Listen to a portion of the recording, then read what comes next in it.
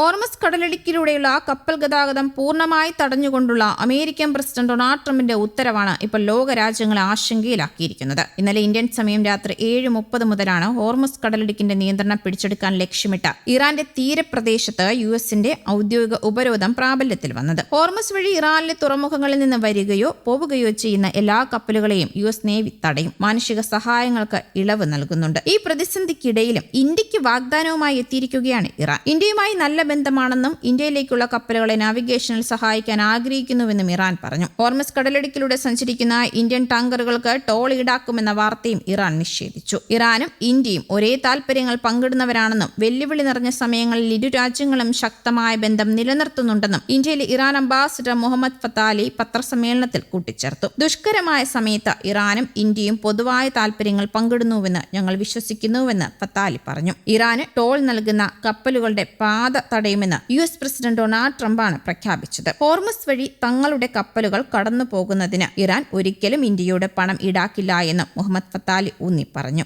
ഇതുവരെ എന്തെങ്കിലും ഈടാക്കിയിട്ടുണ്ടോ എന്ന് നിങ്ങൾക്ക് ഇന്ത്യൻ സർക്കാരിനോട് ചോദിക്കാമെന്നും അദ്ദേഹം പറഞ്ഞു. ടോൾ നൽകുന്നുവെന്ന വാർത്ത ഇന്ത്യയും നിഷേധിച്ചിരുന്നു. പ്രശ്നങ്ങൾ ആരംഭിച്ച ശേഷം 9 ദ്രവീകൃത പെട്രോളിയം ഗ്യാസ് ടാങ്കറുകൾ സുരക്ഷിതമായി എത്തി. അതേസമയം ഇന്ത്യൻ പതാകയുള്ള 15 കപ്പലുകൾ പേർഷ്യൻ ഗൾഫിൽ കുടുങ്ങിക്കിടക്കുന്നു. ഇറാൻ തങ്ങളുടെ എണ്ണ വാങ്ങാൻ ആഗ്രഹിക്കുന്ന ഏതൊരു രാജ്യത്തിനും വിൽക്കാൻ തയ്യാറാണെന്നും പ്രതിനിധി പറഞ്ഞു. അതേസമയം ഹോർമസ് കടലിടുക്ക് പൂർണ്ണമായും സ്വതന്ത്രമാകണമെന്നാണ് ഇന്ത്യ വ്യക്തമാക്കുന്നത്. പശ്ചിമേഷ്യൻ സംഘർഷത്തിനിടെ ഹോർമുസിനെ പഴയ രീതിയിൽ പുനഃസ്ഥാപിക്കുന്നത് സംബന്ധിച്ച് ഇന്ത്യയും ഫ്രാൻസും ചർച്ച നടത്തി. അതിനിടെ GCCയിൽ നിന്നുള്ള ഇന്ത്യൻ കപ്പലുകൾക്ക് ഉപരോധം ഏർപ്പെടുത്തില്ല എന്നാണ് യുഎസ് വ്യക്തമാക്കിയത്. ഹോർമുസിന്റെ നിയന്ത്രണം തങ്ങൾക്കാണെന്നും മേഖലയിലേക്ക് പ്രവേശിക്കുന്ന യുഎസ് കപ്പലുകളെ തകർക്കുമെന്നും റവല്യൂഷണറി ഗാർഡും അറിയിച്ചു. നീക്കങ്ങൾ കടുത്ത പ്രതിസന്ധി നേരിടുന്ന ആഗോള ഊർജ്ജ വിപണിക്ക് ഇരുട്ടടിയാണ്. എണ്ണവില ബാരലിന് $100 കടന്നു. റഷ്യയും ചൈനയും യുഎസ് ഉപരോധത്തെ അപലപിച്ചു. പാകിസ്ഥാനിലെ ഇസ്ലാമാബാദിൽ നടന്ന സമാധാന ചർച്ച തകർന്നതിന് പിന്നാലെയാണ് ഹോർമുസ് പിടിച്ചെടുത്ത്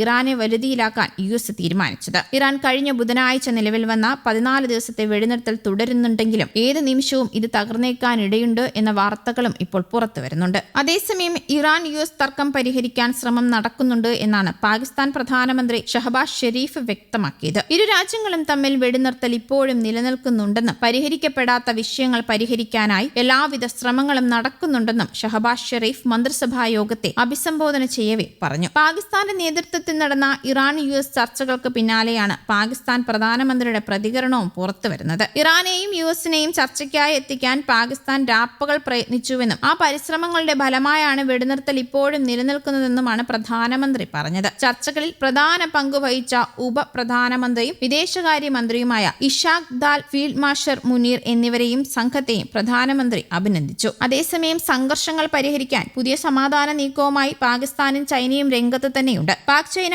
5 സമാധാന നീക്കം ചർച്ച ചെയ്തതായാണ് വിവരം. പാക് ചൈന വിദേശകാര്യ മന്ത്രിമാർ ഇത് സംബന്ധിച്ച് സംസാരിക്കുകയും ചെയ്തു. നേരത്തെ 5 പദ്ധതി ചർച്ചകൾ പരാജയപ്പെട്ട സാഹചര്യത്തിലാണ് വീണ്ടും ഇത് സജീവമാകുന്നത്. പാകിസ്ഥാനിൽ നടന്ന യുഎസ് ഇറാൻ 21 മണിക്കൂർ സമാധാന ചർച്ച പരാജയപ്പെട്ടതിന് പിന്നാലെ ഇരു രാജ്യങ്ങളും വീണ്ടും സംഘർഷത്തിലേക്ക് പോകുമെന്ന ഭയം ലോകത്തിനുണ്ട്. മുന്നോട്ട് വെച്ച ഉപാധികൾ അംഗീകരിക്കാത്തതോടെയാണ് ചർച്ച പരാജയപ്പെട്ടതെന്നായിരുന്നു റിപ്പോർട്ടുകൾ. തുടർന്ന് ഹോർമുസ് പൂർണ്ണമായി തുറന്നില്ല എങ്കിൽ ഉപരോധം ഏർപ്പെടുത്തുമെന്ന് ട്രംപ് മുന്നറിയിപ്പ് നൽകുകയും തിങ്കളാഴ്ച രാത്രി ഉപരോധം പ്രാബല്യത്തിൽ കൊണ്ടുവരികയും ചെയ്തു. ഇത് സ്ഥിതികൾ സങ്കീർണമാക്കിയിരിക്കുകയാണ്. ഈ സാഹചര്യത്തിലാണ് വീണ്ടും സമാധാന നീക്കവുമായി ചൈനയും പാകിസ്ഥാനും രംഗത്തെത്തുന്നത് എന്നാണ് റിപ്പോർട്ടുകൾ സൂചിപ്പിക്കുന്നത്. News desk Kerala Kaumudi.